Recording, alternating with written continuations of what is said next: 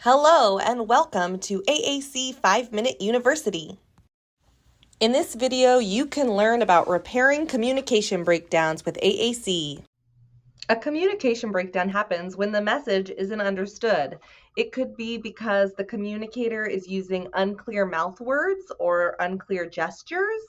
Maybe they're using their AAC system, but the message is short or mixed up or messy. Maybe they selected the wrong word entirely on the AAC device, or maybe the volume was just too low to hear in the environment. When a communication breakdown happens, you want to stay calm and curious. Don't pretend to understand them and move on. You want to really help them work through the communication breakdown so they learn the skill of working through a communication breakdown. So you can ask them to repeat the message. Can you show me that again? Or can you say that again?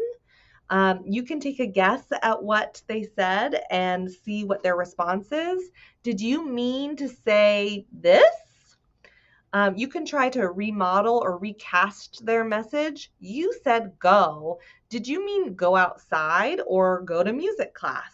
And you can walk them through checking to make sure their volume was loud enough and that their device is working okay.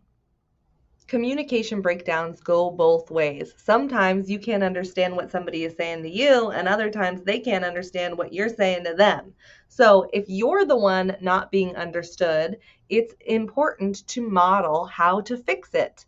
So for example, you could say, let me show you that again, or let me try again. You could use alternative methods of communication to fill in the gaps, like pointing to something, gesturing, or maybe leading someone to a context clue.